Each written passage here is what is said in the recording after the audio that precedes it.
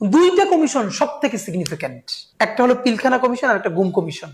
সেই ডিজিএফআই এর প্রধান এখন মোদির শেল্টারে আছেন।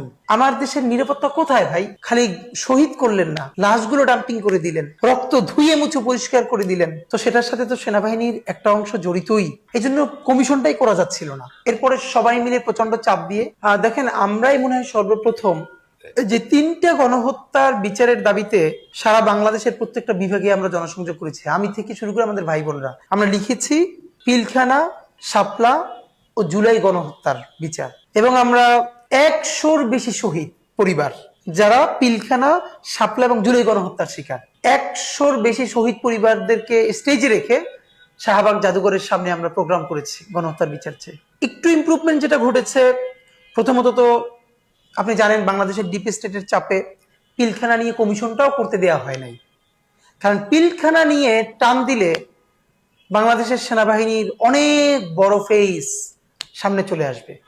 যারা জানতেন, এবং আমি আপনাকে বলি, যারা পিলখানা হত্যাকাণ্ডের ভিকটিম তাদের পরিবার অথবা যারা ওই সময় এখন অনেকেই সাক্ষী দিয়েছেন কমিশনে, যে তারা পিলখানা হত্যাকাণ্ড চলার সময় হিন্দিভাষী অফিসারকে তারা ভিতরে দেখেছেন গাইড করতে।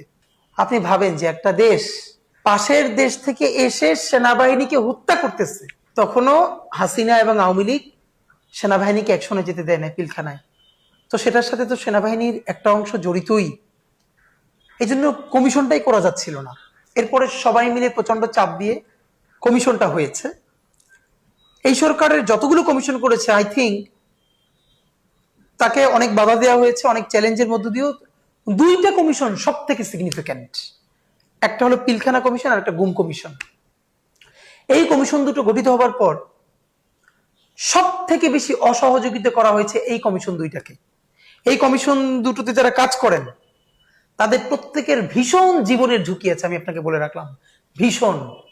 কিন্তু আমরা কি খুব লাকি যে খুব খারাপের মধ্যেও একটু একটু যে আলো জ্বলে থাকে।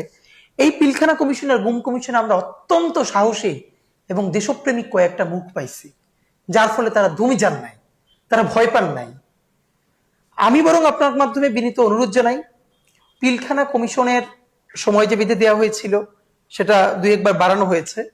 অবশ্যই অবশ্যই এই সরকারের আমলে পিলখানা কমিশনের চূড়ান্ত প্রতিবেদন প্রকাশ করতে হবে। প্রথমত প্রতিবেদনটা প্রকাশ করা খুব জরুরি, কারণ আমি মনে করি এই প্রতিবেদনের মধ্যে এমন অনেক কিছু আছে যেটা তো প্রথমত জনগণের জানবার তো অধিকার আছেই, তার থেকেও গুরুত্বপূর্ণ হলো আগামী 100 বছরও আওয়ামী লীগ এই দেশে কি রাজনীতি করবে বা করতে চায় তার ঐতিহাসিক ইশতেহার এই পিলখানার রিপোর্টের মধ্যে আমরা পাবো। যে একটা দল ক্ষমতায় থাকার জন্য পাশের দেশ থেকে লোক ভাড়া করে এনে নিজের সেনাবাহিনীকে হত্যা করাচ্ছে। সুতরাং এই কথাটা আমি কেন বললাম প্রতিবেদন প্রকাশ করতে হবে, এদেশে অনেকগুলো কমিশন হয় কিন্তু চূড়ান্ত প্রতিবেদন আলোর মুখ দেখে না। আমরা পিলখানা কমিশনের রিপোর্ট নিয়ে এটা প্রচন্ড ষড়যন্ত্র চলছে। আমরা বলতে চাই যত ঝুঁকি নিয়ে হোক প্রকাশ করতে হবে এবং অবশ্যই অবশ্যই বিচার করতে হবে। দেখেন, দুঃখের কষ্ট হলে পরের কথাটা হলো যে শাপলা, আমরা শাপলা নিয়ে একটা কমিশন করতে পারলাম না। আমরা এমন কোনো পরিসরে নাই, আমরা কথা বলি নাই কেন ভাই? পিলখানা তো স্বাভাবিকভাবে একটু এলিট সোসাইটি, সেখানে অফিসাররা মারা গেলেন, তারা তো অবশ্যই একটা অন্য মানে একটু এলিট জায়গার। কিন্তু এই শাপলায় যে কওমি মাদ্রাসার বাচ্চাগুলো শহীদ হলো, শুধু শহীদ করা হলো না, ঢাকার প্রাণ কেন্দ্রে লাইট বন্ধ করে নির্বিচারে আপনি খালি শহীদ করলেন না, লাশগুলো ডাম্পিং করে দিলেন, রক্ত ধুয়ে মুছে পরিষ্কার করে দিলেন। আমার মনে আছে ওই দিন সকালে 6:30টায় বিবিসি বাংলা ভোরে একটা অনুষ্ঠান করত, কাদির কল্লোল সেখানে গিয়ে লাইভে যুক্ত হচ্ছে।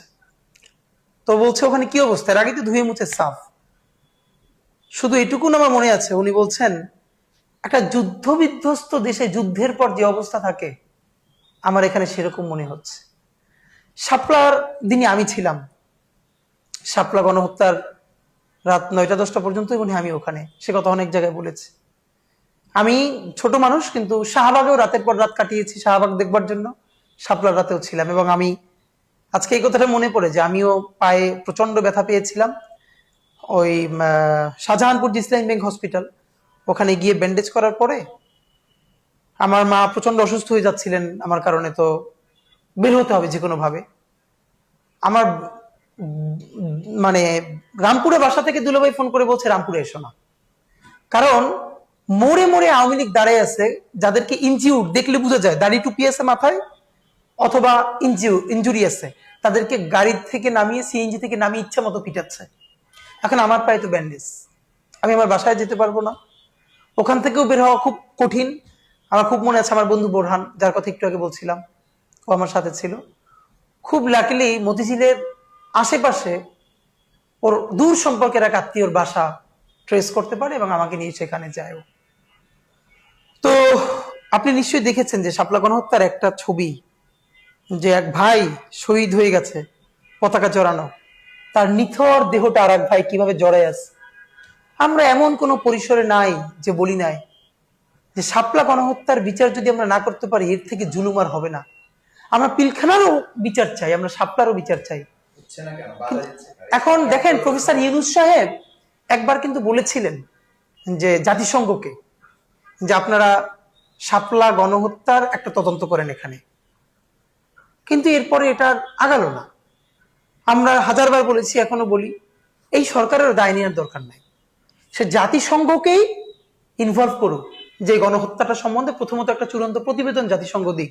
জুলাই গণহত্যা নিয়ে জাতিসংঘ দিয়েছে না, শাপলা গণহত্যা নিয়ে দিক, এবং তারপরে অবশ্যই সেটার বিচারিক কার্যক্রম হওয়া দরকার। তবে এত কিছুর পরে আমি আপনাকে যেটা বলি, এত দুঃখ কষ্টের মধ্যে একটু আশার আলো হচ্ছে, এই সরকারে তো আমরা হাজারবার যেই জন্য সমালোচনা করেছি, সে কিছু করতে পারলো না মানে বিচারের জন্য। বিশেষ করে ডিপ স্টেটের যারা আয়নাঘর করেছে কারা, গুম করেছে কারা, শাপলার মেকানিজম কারা করেছে, পিলখানা কারা করেছে। তো গতকালকে ঐতিহাসিক একটা ঘটনা বাংলাদেশে ঘটলো, আমরা জানি না এটা কতটা আলোর মুখ দেখবে, তবুও এই সরকারের জন্য অত্যন্ত risky move and big move. সেটা হলো ডিজিএফআই এর 5 জন প্রধান সহ সম্ভবত 28 জন সামরিক অফিসার যারা গুম খুন এবং বিভিন্ন হত্যাকাণ্ডের সাথে জড়িত, তাদের বিরুদ্ধে মামলা দায়ের করা হয়েছে। এবং চিফ প্রসিকিউটর বলেছেন যারা এখন সার্ভিসে আছেন তারা আর সার্ভিসে থাকতে পারবেন না। এবং সম্ভবত তাদেরকে বাঁচানোর জন্যই গত 1 বছর ধরে অনেক কিছু করা হয়েছে। কিন্তু যেহেতু তাদের বিরুদ্ধে মামলাটা হলো, আমি মনে করি এটা একটা বিরাট মুভ। আমরা যদি এইটাকে এবার আদালতে বিচার করে ফেলতে পারি, আমার মনে হয় এটা আমাদের বিরাট একটা অর্জন হবে। এখন এই বিচারকে বাধাগ্রস্ত করার জন্য বাংলাদেশের সামনে ভয়াবহ অবস্থা চলে আসতে পারে চতুর্দিক থেকে। দেখেন বাংলাদেশের নিরাপত্তা কতটা হুমকির মুখে। ডিজিএফআই এর সাবেক প্রধান আকবর সাহেব, তিনি এখন মোদির কাছে আছেন, মানে মোদির শেল্টার ইন্ডিয়ায় আছেন। তাহলে এবার বলেন, এই দেশের মানে সমস্ত গোয়েন্দা তথ্য তো থাকে কার কাছে? ডিজিএফআই এর কাছে। সেই ডিজিএফআই এর প্রধান এখন মোদির শেল্টারে আছেন। আমার দেশের নিরাপত্তা কোথায় ভাই? মানে এটা কেউ চিন্তা করে দেখতেছে?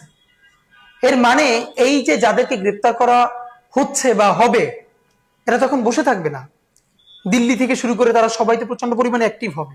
সুতরাং এখন আমাদের কাজ দেশপ্রেমিক সমস্ত রাজনৈতিক দল এবং শক্তি একদম শীষে ঢালা প্রাচীরের মতো ঐক্যবদ্ধ থাকা, যাতে তারা আমাদের এই বিচার প্রক্রিয়াকে ব্যাহত করতে না পারে। এটাই আমাদের এখন সব থেকে বড় চ্যালেঞ্জ। হ্যাঁ, যদি এটা করা হয় আমি মনে করি তাহলে পিলখানার বিচার করা সম্ভব হবে, শাপলার বিচার করা সম্ভব হবে, যদি এই জায়গাটা আমরা অ্যাড্রেস করে ফেলতে পারি।